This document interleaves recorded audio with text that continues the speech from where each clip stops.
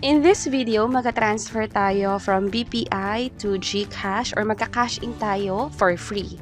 Paano? Tara, pag-usapan natin. Kung first time mo sa channel na to and gusto mo pa ng mga online tutorial videos katulad nito, please click the subscribe button. Mag-login ako sa BPI mobile app and then i-tap ko tong login. Gamitin ko na yung fingerprint ko pang login, pwede rin yung MPIN. And then mag-appear yung mga accounts na meron ka sa BPI. Sa akin kasi marami akong account, that's why may mga nakikita kayo dito na iba't ibang accounts. So ang gagawin ko is tap ko tong pay and load. Ang gagawin natin is buy load na e-wallet. Pag ganito kasi yung ginawa ninyo, libre yung pag-cash in from BPI to GCash. Tap ko tong load from, katulad ng sabi ko kanina, more than one account na meron ako. So piliin ko yung isa dito.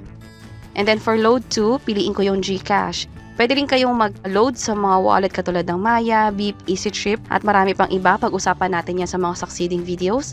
Tap ko tong GCash.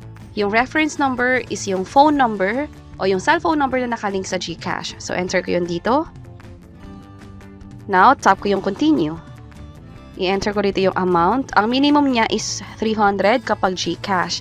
Kapag nilagay ko yung less than that amount, pag tinap ko yung continue, magkakaroon ng error message dito. So, update ko lang para makapag-proceed. Tap continue ulit.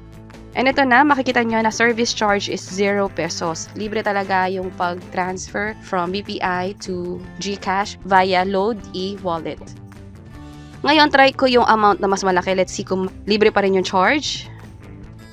Gawin natin 2,000. And then continue ko. 0 pa rin yung fee na nakikita ko dito. So, balik ko lang kasi 300 lang talaga yung gusto kong i-load. From here, scroll up ko lang, tap ko na tong confirm. By the way, bago nga pala ako mag-proceed, mag-login muna ako sa GCash account ko. Let's see kung mag-reflect din to ng real time or mabilis. 641 yung balance ko rito. Now, balik na ako sa BPI. Nagkakaroon ako ng error message ngayon. Siguro proceed ako after a few hours or another day and then hopefully mag-proceed na. So stop ko muna to ngayon and continue tayo later on. So ngayon, inulit ko ulit. Mag-login ako dito sa GCash account ko. Bali, yung balance ko is ito. Nasa 641 pa din. And then, magka-transfer na ulit ako gamit yung sa BPI Payload. So ulitin ko lang lahat ng proseso. From here, tap ko yung payload, e-wallet, and then update ko yung load from and load to na din. GCash ulit, enter ko ulit yung cellphone number ko dito. And then, yung amount, gagawin ko ng 500 this time. Tap ko yung continue. And it ulit yung mga information, i-double check lahat. Service charge, 0 pa rin. Tap ko na yung confirm. And ito na, pwede ko na tong i-process. I-approve ko lang gamit yung either fingerprint ko or yung mobile key. And this time, processing na siya. Hindi pa ako nakaka-encounter ng error katulad last time. And load successful. So, pwede ko nang i-check yung account ko sa GCash. Let's see kung mag-update to. Refresh ko lang. And ito na, nag-update na nga successfully. Clearly, nakapag-transfer tayo from BPI to GCash. Libre lang, walang charge, via payload ng GCash. And ito nga pala yung na-receive context about this transaction. So, pwede nyo rin itong itry sa side ninyo.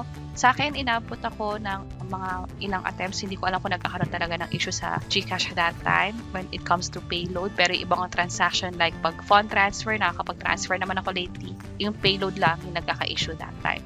So, pag tinry ninyo, pwede nyo lang ulitin hanggang sa makapag-transfer successfully. And sana nakatulong tong video na to. Kung pakiclick ang like button para sa iba't ibang mga tutorial videos, pwede nyo rin i-check itong nasa baba. Sana makatulong and see you sa mga next videos. Bye-bye!